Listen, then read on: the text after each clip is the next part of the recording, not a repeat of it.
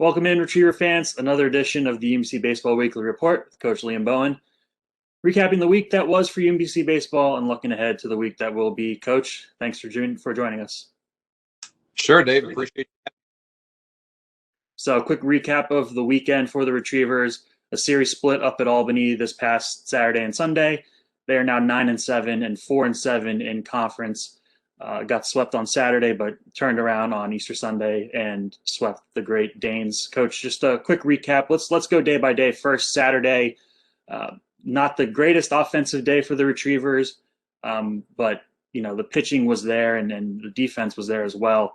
Just you ran into some tough pitching from UAlbany. Just kind of give a quick recap of Saturday.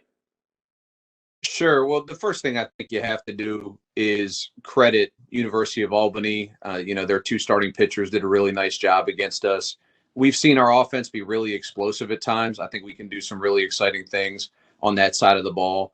And like I've said in the past, we just have a lot of guys who it's their first time through the conference, their first time, playing in these weekend games against weekend pitching, and we're still learning how to be consistent. So that was a day where, we weren't as good as we'd hope to be swinging the bat. But I thought on the pitching side, I thought we're trending in the right direction for certain. I think early on in the season, pitched in some tough environments, maybe guys after a year off a little bit overamped and not quite settled into just executing pitch to pitch. And we're starting to see guys pick that up. I thought Owen Hamilton in particular was really encouraging, a guy who really was good for us in the preseason and in the fall, really did well against our hitters. And it was really nice to see the guy we had seen in some of those inner squads show up in the America East. So I was encouraged with that. And with the way the rest of the guys pitched. And like you said, the way we've defended has been pretty consistent and pretty solid. I think our numbers are good there and the eye test backs that up. So a day where we did some things right, just got handcuffed offensively and weren't really able to break out. And it was enough to give us 2 outs. And then a nice rebound on Sunday, a bunch of runs, extra innings needed in the first game after you had a 2-0 lead. But very encouraging on the offensive end. That really seemed to come back around. Just talk about Sunday and that resiliency to come back after such a tough day at the plate on Saturday, to bounce back Sunday, get 2 important wins. Yeah, you said it. It's resilience. The guys are playing a difficult schedule with the back-to-back doubleheaders. Being on the road in the America East is not easy. I thought some things went against us late in that game 1 on Sunday where we might have been able to get off the field, but for some bad fortune, and the guys were able to overcome it. We just, continue to compete. I thought that in particular, the energy that they had the entire day and the competitive spirit that they had was really striking.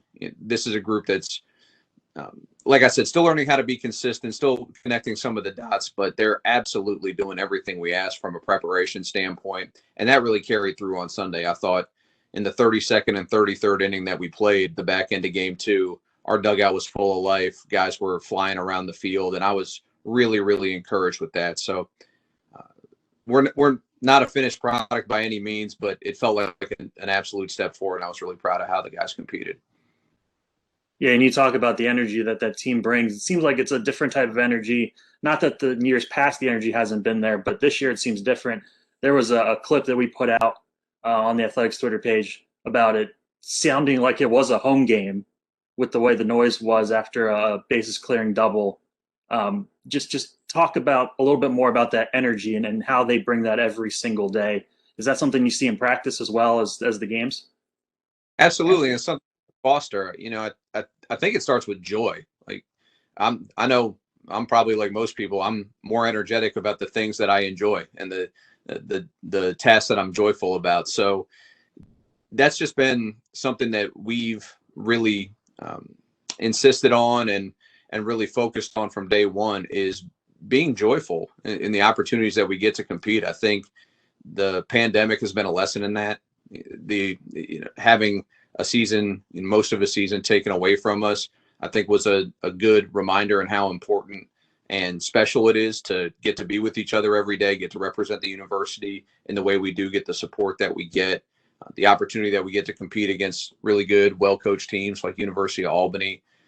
And we've just asked the guys to really revel in that and be joyful in that. And it's something, we as coaches, we literally, I was going to say sit around. We don't sit around. We're on conference calls since we're still remote a lot of the time. But it's something we talk about. So how can we stoke these guys? How can we make them more joyful? And I think that carries you through the tough times, that connection between the players.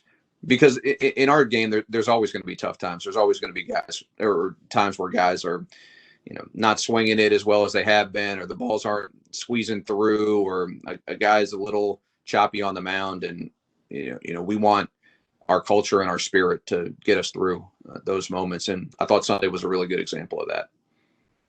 And going off of Sunday, Luke Johnson, I know we talked about him last week, but he had a no-hitter in the 7-inning game through 6 1/3. Obviously gave up the 2 runs to make it go to extra innings. But another great day for him on the mound. And then game 2 had a big couple of at-bats at the plate. Just talk about him, on the mound, being able to turn around from a performance on the mound in game 1, have that short turnaround, come off the bench and get a couple of hits in game 2 to help you for a win there. Sure. Clearly he's a talented player. Not everybody can pitch the way he did and then turn around and have some really big at-bats for us in the second half of a doubleheader. But I really think it starts with just his personality, his values, his countenance. Like he's a different type of 18, 19-year-old guy. Comes from a great family. Parents did a great job with them. It's been fun to get to know them through the recruiting process, and now that he's here. And the biggest thing that I think is striking to the rest of the dugout, like his teammates, is just how present he is. He's done a great job of, not getting caught up in any particular moment, not getting caught up in the scoreboard or the situation, but just competing against whatever's in front of them. And I think when people have that mindset and they have some ability, which he clearly does, success really follows that. So a guy we're excited to keep running out there and keep developing. I think, he's 4 for 4 right now with a home run on the season. I think his offensive role is probably ticketed to expand. I'm not really breaking news there. He can help us in a lot of different ways. And a guy that I think is going to be, part of us building and developing some really good teams here this year and in the coming years. And then we talked about the depth all year, it seems like, but this weekend, a lot of different guys played in different places. There's different lineups than what we've seen in previous games this season. Just talk about the depth and being able to plug and place different people in different roles, different positions, and still having a chance to compete and coming out with wins each game. Yeah, well, that's something that we focused on last March when, the pandemic hit and we started to really forecast what this season could potentially look like. And we didn't know exactly how it was going to go, but we knew that building a deeper roster was going to really help us. And the way the schedule ended up, where you're playing 32 innings in a really short period of time, I just think that depth is absolutely essential. I think one of the reasons guys are bouncing around the dugout and really competing to the last pitch of game 2 is because we don't ask very many guys on our team to play every pitch of a back-to-back doubleheader. We're able to rotate some guys in some positions. Some guys play, I mean, it's like any team. Some guys play more than others, but the ability to mix guys in and out, I think that over the course of a really long series, that gives you a chance to maybe overachieve a little bit at times at the end, when that last game's in the balance. Because like I tell the guys,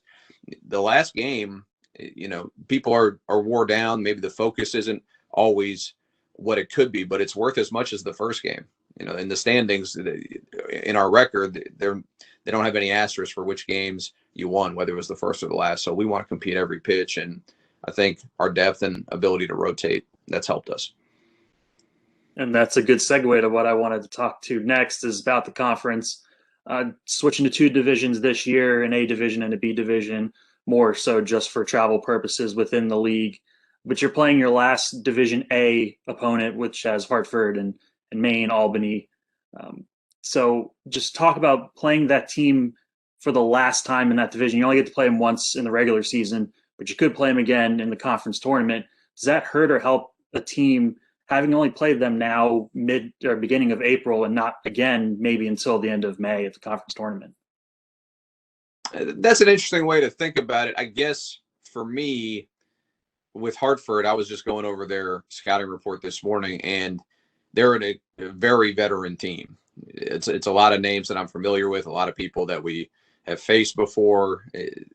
I think we have a good handle on what they're about, which doesn't make them any easier to play. In fact, it makes them tougher. I think one of the things about this 2021 season is you've seen the veteran teams profit a little bit, just because I think those guys are able to hit the ground running. They've done it before and maybe able to navigate some of the new challenges that we haven't been faced with. So those veteran teams are always tough. Hartford will be the same. I think the familiarity doesn't play as much into it anymore. A few years ago, maybe, but you're just able to get so much video on guys now. It's easier to keep up with them. But for us, it's not as much about playing them once or who they are. It's a veteran America East team, so it's going to be a major challenge, and it's going to demand a lot of us. So we need to be ready. So let's preview Hartford a little bit. You said a veteran team, good pitching staff. Nicholas Domkowski comes back. Seems like he's been there for a while. A lot of good hitters at the plate as well. They just lost a heartbreaker at Stony Brook on a walk-off suicide squeeze. Just talk about what they're going to bring and what it's going to take to get, at the very least a split, but hopefully a win at home for the first time since you've been home in a couple of weeks. Yeah, for us, we're chasing performance and consistency above all else. The results follow that, and believe me, we're competing hard to get the best results that we can. I think with us, we're still in a little bit of just a growth mindset and still building the team that we want to be. It's about, I tell our team all the time, it's about being better in May than we are in March. And Hartford's going to be a big part of that because they're going to really test us. A really good starting rotation, a bunch of guys who've done it before in our league. They're going to be well coached like everybody else in the league. A lot of veteran hitters who seem to have continued to make some strides. And it's just in mid-major baseball in the America East and in other conferences, I think it can be a little bit cyclical, and they're at the top of their cycle with a ton of veterans. So there'll be a handful, but that's what we want. We want to get tested so that we can improve and develop our team and really relish those challenges. The way the guys relish the challenge of coming back against Albany when it looked like we couldn't score any more runs in that game 4. So another week, another challenge, and another opportunity for us to get better. That's kind of how we look at it. All right, Coach, great stuff. Thank you. Appreciate the time as always. Sure. Go Dogs. Go Dogs. So the Retrievers back home, Alumni Field against Hartford this Saturday and Sunday. Saturday doubleheader starting at 1, Sunday at noon.